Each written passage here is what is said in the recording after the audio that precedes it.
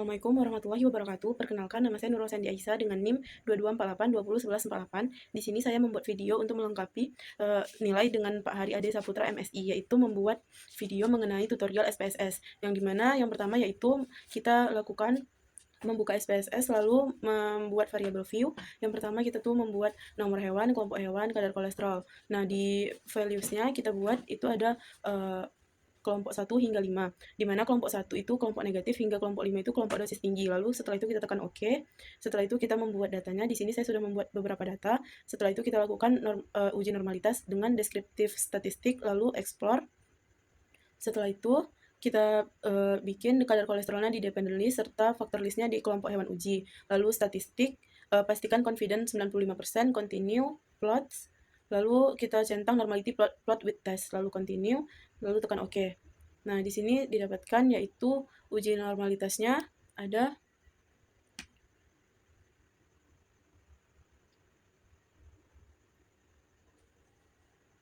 uji normalitasnya adalah 0,804. Nah, 0,804 ini besar dari alfa, yang dimana yaitu data tersebut adalah normal. Setelah itu kita lakukan analyze, compare means, lalu one way ANOVA. Setelah itu kita kadar kolesterol di dependent list dan faktor listnya kelompok hewan uji, lalu post hoc kita centang LSD, lalu continue. Setelah itu option kita centang homogeneity of varian, lalu continue. Setelah itu OK.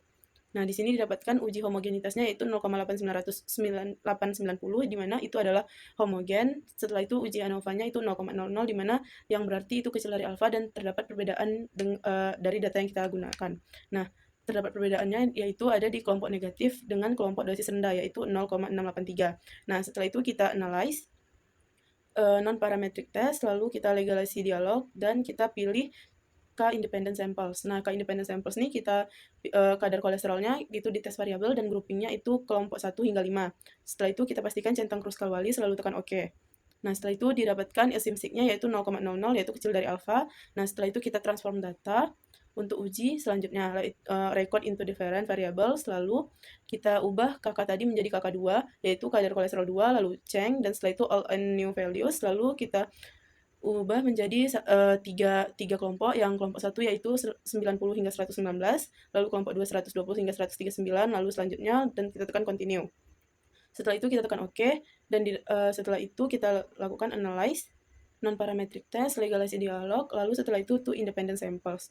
Nah, setelah itu tes variabelnya kadar kolesterol 2, dan groupingnya kelompok 1 hingga 3. Setelah itu jangan lupa kita centang man with nay. Lalu OK, setelah itu didapatkan yaitu asymptotic-nya 1, di mana itu tuh lebih besar daripada alfa, di mana tidak ada perbedaan dari data yang kita uji.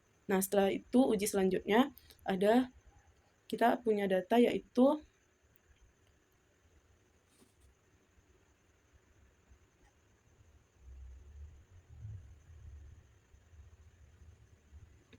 konsentrasi dan absorban. Nah, di variable view itu ada kita bikin konsentrasi dan absorban, lalu setelah itu kita lakukan analyze,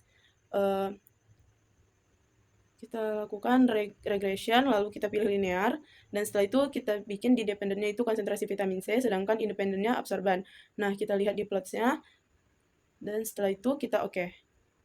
Nah, di sini tuh untuk melihat nilai regresi linearnya yaitu 0,993, di mana nilai regresi yang baik itu adalah lebih daripada 0,9. Setelah itu kita bisa lihat nilai Y-nya adalah nilai A tambah B-nya 107,719, min 140,964. Nah, uji yang ketiganya yaitu ada, kita lihat di sini, ada responden penurunan kadar kolesterol sama jenis kelamin. Nah, di sini di penurunan kadar kolesterol di values-nya itu ada 1 ya dan 2 tidak, lalu kita tekan OK. Setelah itu di jenis kelaminnya itu di values-nya ada 1 perempuan sedangkan 2 laki-laki, lalu kita tekan OK. Nah, setelah itu kita lihat ke data view. Baik, di sini saya sudah punya data. Setelah itu kita lihat di analyze, lalu kita lihat di deskriptif statistik, lalu kita pilih cross steps. Setelah itu kita pilih yang rows-nya penurunan kadar kolesterol, sedangkan columns-nya yaitu jenis kelamin.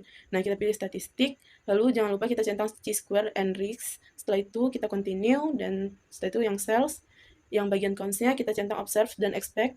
Nah, di bagian percentage itu kita centang rows dan column. Nah, setelah itu continue, lalu kita tekan OK. Nah, di sini udah dapat kalau data yang kita punya itu 100% valid, dan bisa kita lihat di sini SIMSIG-nya yaitu 1, yang berarti tidak ada perbedaan yang signifikan antara penurunan kadar kolesterol cowok dan cewek. Nah, sekian dari saya. Apabila ada kesalahan mohon dimaafkan. Assalamualaikum warahmatullahi wabarakatuh.